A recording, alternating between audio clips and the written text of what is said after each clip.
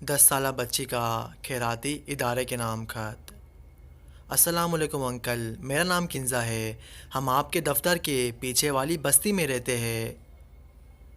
کچھ دن پہلے آپ ہمارے غریب خانے تشریف لائے تھے، یہ دیکھنے کے لیے کہ ہم غریب ہیں کہ نہیں، تاکہ آپ ہماری مالی مدد کر سکے۔ کچھ دن بعد پھر آپ 5 لوگوں کے ہمراہ ہمارے گھر آئے، ہمیں راشن دیا۔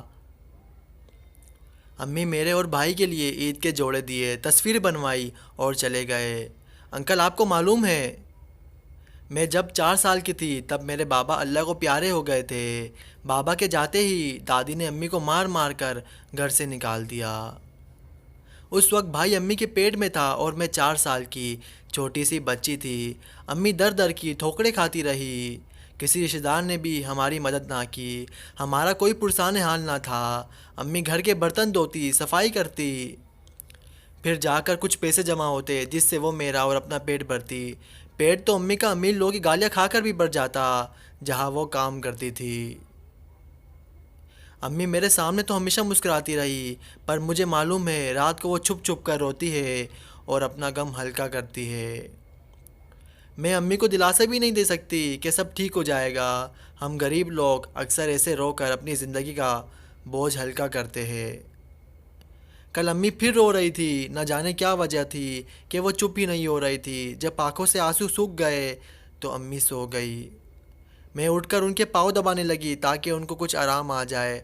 پاؤں دباتے دباتے میری نظر امی کے پاؤں میں رکھے اخبار پر پڑی، جس میں امی میری اور بھائی کی آپ سے راشن اور کپڑے کے طور پر وصول کرنے کی تصویر تھی۔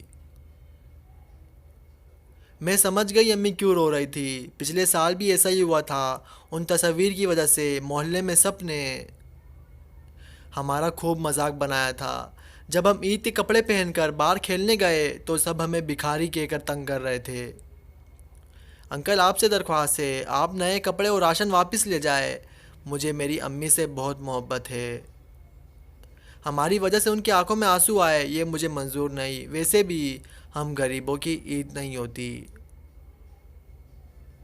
آپ سے ایک اور درخواست ہے، کسی بھی غریب کی مدد کرے تو اسے اخبار میں نہ دیا کرے۔ بعد میں اسے جو تکلیف اٹھانی پڑتی ہے اس کا آپ کو اندازہ نہیں۔ اپنے سگے رشتہ دار تک حقارت کی نظروں سے دیکھتے ہیں۔ اللہ نے آپ کو دولت دی ہے، اس میں آپ کا تو کمال نہیں۔ اللہ نے ہمیں غریب بنایا ہے، اس میں ہمارا قصور تو نہیں۔ اللہ سب کو خوش رکھے، آمین۔ اللہ کے لیے خیرات کرو تو اس کی تشہیر کر کے غریبوں کا مذاق نہ اڑاؤ۔